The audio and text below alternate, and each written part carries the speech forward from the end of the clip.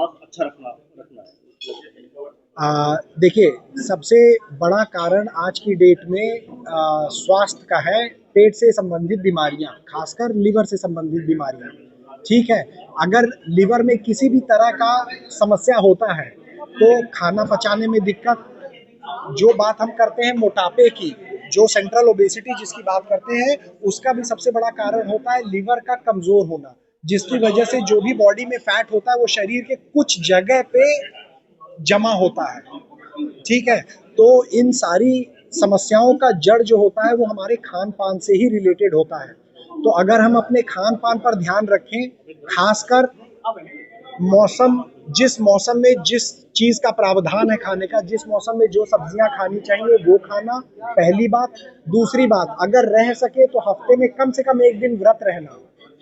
वो भी लीवर को या आपके शरीर को आराम चाहिए होता है। अगर पूरे समय आप खाते पीते रहेंगे। इसका प्रचलन चला है कि अधिकतर सब्जियां या जो भी चीजें फ्रिज में रखी जाती है और जी, ऐसे मौसम में भी फ्रिज में रख के खाए जाते हैं। देखिए अभी तो जैसे अगर हम अभी के मौसम की बात करें तो अभी मौसम ठंडा है, तो अभी तो अगर फ्रिज में ना भी रखें तो खराब होने की संभावना कम होती है। लेकिन अगर हम फ्रिज में रखने की भी बात करें तो अगर हम यह कर सकते हैं कि हम कोशिश करें कि जो सब्जियां ले आए उतनी ही ले आए, कि आज बनाई आज खत्म हो गई, कल दूसरी सब्जियां लाए, वो तो सबसे बेहतर है।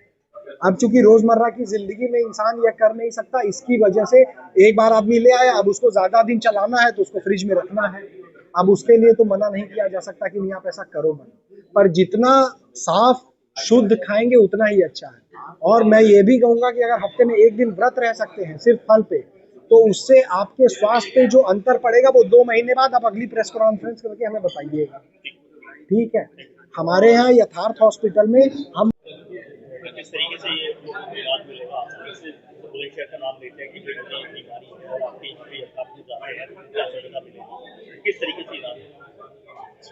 सो बुलंदशहर से जो भी पेशेंट्स किडनी प्रॉब्लम के साथ आएंगे उनको हर तरीके की सुविधा जो किडनी के रिलेशन में मिलेगी वो सारी सुविधाएं उपलब्ध है यहाँ हॉस्पिटल में। शुगर बीपी की वजह से जो किडनी में प्रॉब्लम होती है उसकी उस बीमारी का इलाज, और किडनी में प्रॉब्लम जब बढ़ जाती है उसके बाद डायलिसिस का रिक्वायरमेंट होता है, तो डायलिसिस हमारे पास नया अभी हमने यूनिट को एक्सपेंड किया है और हमारे पास top of the notch facilities है। किडनी ट्रांसप्लांटेशन की फैसिलिटीज भी अगले 2 महीने में हमारे सेंटर पर शुरू हो रही है। तो किडनी को लेके हर तरीके का इलाज आपको यथार्थ जिस तरीके से मौसम अभी बदला है तो उसको क्या व्यवस्था अपनी रखनी चाहिए? सो जो किडनी की प्रॉब्लम, जो अगर लाइफस्टाइल रिलेटेड हम पूछे, लाइफस्टाइल या कंजर्वेटिव चीज़ें जिसको कहते हैं, तो बढ़ती ओबेसिटी, मोटापा, और जो हम आजकल सीडेंटरी लाइफस्टाइल जैसे कि एक्सरसाइज कम करना, आजकल लोग मोस्ट ऑफ द टाइम बैठे रहते हैं, सेंट्रल ओबेसिटी, पेट निकलना, है ना, और बुरी आदतें जैसे स्मोकिंग करना एंड खान पान में लापरवाही रखना, इन सब चीज़ों की वजह से किडनी पे काफ़ी असर आता है। और अभी जैसे डिस्कशन हुआ हमारा कि बहुत ही liberal use of painkillers, दर्दों की दवाई का बहुत ज़्यादा उपयोग करना, इन सब चीज़ों की वजह से किडनी की प्रॉब्लम बढ़ रही है। और इसके लिए अगर हमें करना है तो अपने वही जैसे स्मोकिंग छोड़ना, रेगुलर बेसिस पे एक्सरसाइज करना, सिंपल सिंपल डाइट रखना, प्रोसेस चीज़ों को अवॉइड करना और शुगर और बीपी को कंट्रोल करना। लगभग आजकल डायलिसिस के मामले कई दिन बढ़ते जा रहे हैं, उससे बचने के लिए क्या सावधानी बरतनी चाहिए?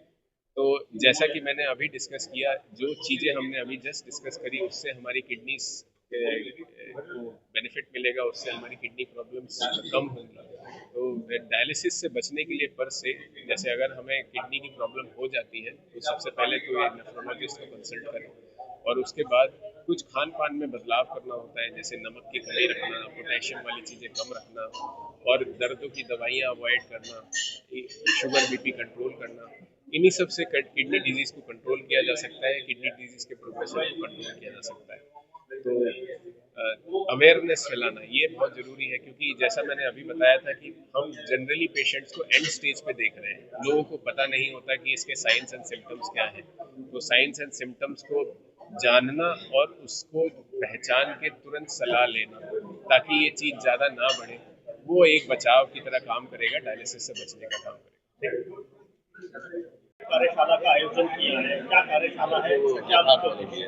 सर आज हम यहाँ पे सब गैदर हुए इसलिए कि we are going to launch OPD services जो नेफ्रोलॉजी डिपार्टमेंट है, गैस्ट्रो सर्जरी डिपार्टमेंट और न्यूरो सर्जरी डिपार्टमेंट का जो हेड कर रहे हैं हमारे साथ consultant doctor Rohan, doctor Alok Sharma ji और डॉक्टर आलोक का सर्विसेज यहाँ पे अवेलेबल होगा 11 से 1 हर महीने। First and third Saturday neuro surgery का रहेगा ओपीडी और सेकंड और fourth Tuesday 11 to 1 PM gastro surgery और नेफ्रोलॉजी का ओपीडी सर्विसेज हम लक्ष्मी हॉस्पिटल के साथ टैप करके यहाँ पे अवेलेबल करा देंगे। क्या सुविधा है लोगों को? सर हम जो ये जो है मिनिमम एक नॉमिनल चार्जेस रखा है ओपीडी सर्विसेज 500 रुपये में ओपीडी कंसल्टेशन हो जाएगा। इसमें अर्ली डिटेक्शन अर्ली डायग्नोसिस होगा, पेशेंट्स के लिए बेटर रहेगा to start the better treatment in a right way. जैसे कि आयुष्मान कार्ड है और सारे कार्ड हैं, कौन कौन से कार्ड आप यहाँ पे अवेलेबल? सर हमारे हॉस्पिटल में ESI, ECHS, CGHS beneficiary, DGHS all kind of PPS are empanelled with Yatharth. कुछ लोग गरीब होते हैं, क्या उनके लिए क्या छूट दी जाएगी आपको?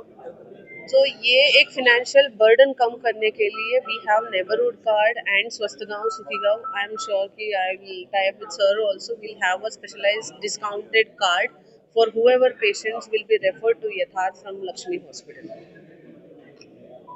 जिस तरीके से बताया जा रहा है कि लक्ष्मी हॉस्पिटल के थ्रू यथार्थ हॉस्पिटल में इलाज आसानी से किया जा सकता है, उसका लाभ ले सकते हैं, क्या लाभ मिलेगा? और देखिए सबसे बड़ा लाभ तो यही है कि जैसे नेफ्रोलॉजी की सर ने बताया कि किडनी की आजकल बड़ी प्रॉब्लम्स है।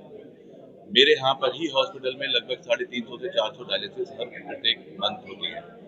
तो जिन पेशेंट्स को नेफ्रोलॉजी के लिए बाहर जाना पड़ता था, जैसे मैंने पिछले पीजी में भी बताया था कि जो कंसल्टेंट्स यहाँ आ रहे हैं उससे हमारे जो शहर के लोग हैं उनको सबसे बड़ा बेनिफिट तो ये है कि बड़े बड़े हॉस्पिटल में लाइन में लगना, दूर जाना, अपने पैसे मतलब सुबह से शाम तक गाड़ी करके जाना, पैसा खर्च करना, वो सुविधा का लाभ उनको अपने शहर में ही मिलेगा। और कोशिश की जाएगी कि जैसे मैम ने बोला कि कुछ कार्ड बनवा के या जैसे भी अगर उनको जरूरत पड़ती है कि यथार्थ में जाना है तो उनको कुछ छूट या लाभ दिया जाए। रिलीज कर रहे हैं। इसमें ओपीडी में हमारे ब्रेन ट्यूमर और स्पाइन के केसेस ज़्यादा आते हैं और आजकल जो है सभी को पता है कि सभी प्रकार के कैंसर बढ़ रहे हैं। इसमें ब्रेन कैंसर के केसेस भी काफ़ी बढ़ रहे हैं। तो अभी हाल फिलहाल में भी हमने एक अवेक क्रेनियोटमी करी अपने यथार्थ हॉस्पिटल में।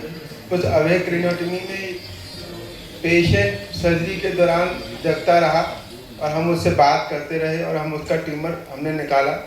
हम उससे फ़ायदा ये रहता है कि एक तो न्यूरो नेविगेशन जैसी नवीन सुविधाओं के मदद से हम लोकलाइज कर सकते हैं कि ट्यूमर ब्रेन के किस हिस्से में है और हम उतना ही हिस्सा उसका खोलें।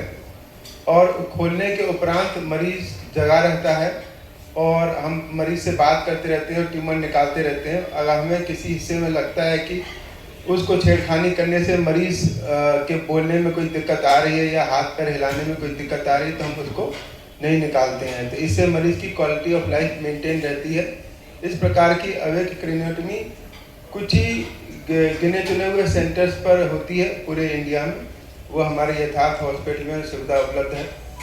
जो असर है डायबिटीज़ का असर शरीर के हर अंग पे पड़ता है, but kidneys are one of the most sensitive organs जिसमें कि जो डैमेज होता है वो इररिप्लेसेबल या फिर जिसका रिपेयर नहीं हो सकता वैसा